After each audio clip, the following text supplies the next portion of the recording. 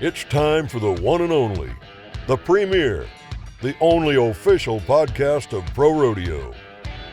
Your Chute bosses are ready, so let's give it a go and talk some rodeo.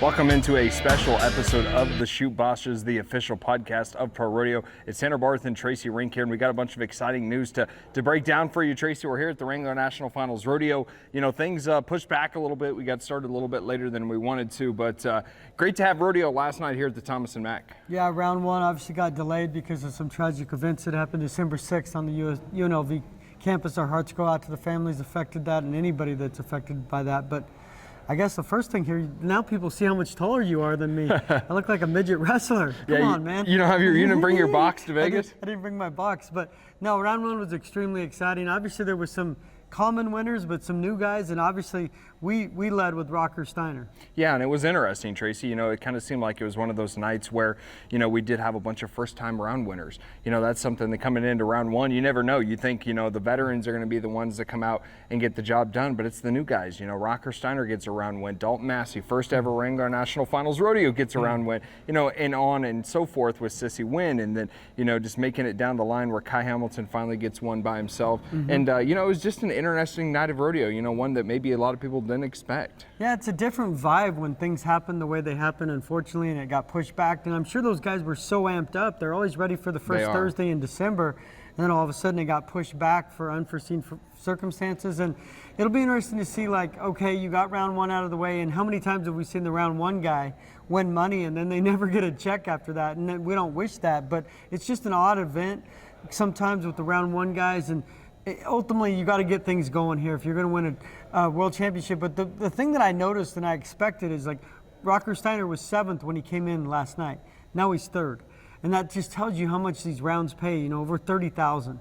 Yeah, and it can really make a change. You know, as you mentioned, you know, Rocker coming into this thing in years past, maybe he didn't have the NFR he wanted to a year ago. He was battling some injuries, coming off his foot injuries that he suffered late in the season. And, you know, now he looks healthy. He looks energized. You know, I sat down with him yesterday after his round win, and he says, you know, I'm here to prove to everyone that I belong in this field. And he did it last night. And, you know, he's right in a position where if he can get the ball rolling, he could be in the World Championship race. Obviously, Keenan Hayes still holds that top spot in bareback riding. Yeah, I mean, and Keenan Hayes, I'm sure last night, if anything, he obviously didn't win the round, but just to get the nerves out. Yeah. I mean, you never, I mean, it's rare, and I didn't think Dalton Massey would win round one in his first appearance.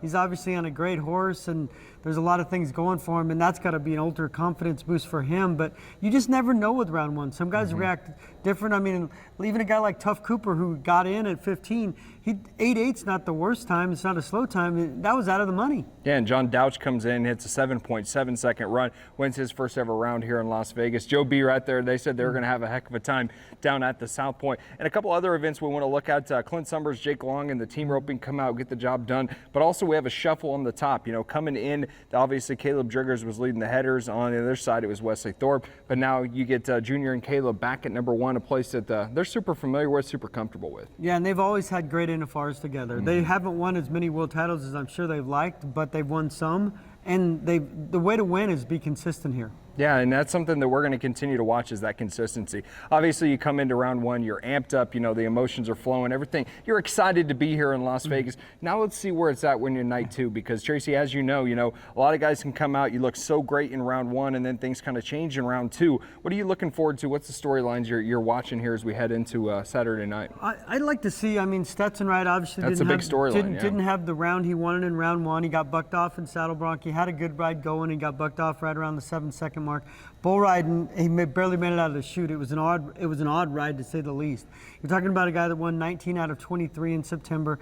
Can he keep things? Can he get back on track? I mean, obviously we know there's probably some injuries involved here, you know, undisclosed, and hopefully he can get healthy enough. But there's so many things on the line for him to try to win a Triple Crown, and not that that's why he rodeos, but he needs to get things going sooner than later. Yeah, and they mentioned on the television broadcast last night, Tracy, that he was dealing with a hamstring injury. And we know, you know, when you're doing saddle bronc and bull riding, it's difficult. I mean, you know, he's spurring over the neck every single time in saddle bronc, and then he kind of popped out of one of his right stirrups, and that kind of forced him to go down before the whistle in that 7.5-second range. And then in bull riding, he just lost his footing. So it's going to be, can he work with Justin Sports Medicine? Can they figure out something that's going to work for them to be able to be successful? Yeah. what we were told is that he was stiff. He just is stiff, and he's the last guy you'd think was stiff. Yeah, no. He's so fluid when he's on saddle bronc horses and bulls. If he can get the stiffness out and fight through the pain. And the interesting thing when you talk about a guy Stetson or even the rough stock guys, when they go double on Wednesday, yeah, I mean, it's going to be a tough go. It'll be 4 for Stetson. Yeah, 4 for Stetson, which is more than anybody else in the field. And then the other rough stock guys going 2 on a night, 2 on a day. I mean, there's so many new variables in this NFR for unfortunate reasons that it's going to shake down, and it might be one of the strangest NFRs we ever see. Yeah, and speaking of Stetson, right, his traveling partner Kai Hamilton was great last night, 86.5 points, gets the round number 1 win. And Tracy, Kai's a guy that's right there. You know, he's on the precipice of having a chance to win a world title. And he mentioned to me last night, you know, he wants Stetson to be at 100%. They want to go at it for 10 nights here in Las Vegas. But Kai Hamilton looking like if he can continue to put together good rides, he's got as good a shot as anyone to win a bull riding world title. And the thing about Hamilton is he's super streaky. When he gets going, he's on fire. When he's off, it's like he looks like he's never ridden before. Yeah. So it would scare me if I'm in the field and you see him get going early, because he's had moments at the NFR, but he's never had consistent moments. And yeah, he would definitely be a guy in the mix. And I mean, he's got good draws. He's got things coming up, and a lot of it depends on draws. But he's so young. Everybody thinks he's been doing this forever. He's still only like 24. He and Stetson are the same age. It'd be nice to see what he can do. I mean, obviously Stetson's obviously right there in the mix, but they're good friends. And any champion wants to beat the other champ at his best. I mean, you don't want to beat a guy if he's hurt, because it kind of tarnishes your title a little bit. Another guy right in the hunt's going to be Josh Frost, the bull rider from Wrangler, Utah. Going to have a big matchup tonight, one of our matchups of the night. He's going to take on Bayou Bengal, the Resistol's Bayou Bengal from Pete Carr Pro Rodeo. That's a bull that Tracy has done it all. He's a Pendleton Whiskey Bull of the Year, and that's a matchup I think if Josh can tie one on him, hey, you're looking at a big score there. Yeah, that's a nasty bull, and he's a veteran bull. He's been to several NFRs, and this is the first time he'd won Bull of the Year this year. So, I mean, if you're Josh Frost, you won money last night. This is a bull. This is how you win the NFRs. Yeah. You get bulls like this. I mean, take advantage. There's no guarantees in draws, but they always say capitalize on the good ones. Yep. And hopefully he can do that tonight. No doubt about it. And we will continue to provide you these Chute Bosses episodes. They're going to be short. We're going to keep them condensed, but we're just going to talk about what we saw from the night before. We're going to talk about also what's coming up in the rounds to come. So make sure you stay with us. We will be on YouTube, on the PRCA YouTube page, as well as all your favorite podcast platform. That's going to do it for Tanner and Tracy. Wraps up another episode of the Chute Bosses. We'll see you tonight, round 2 at the Thomas and Mack here in Las Vegas.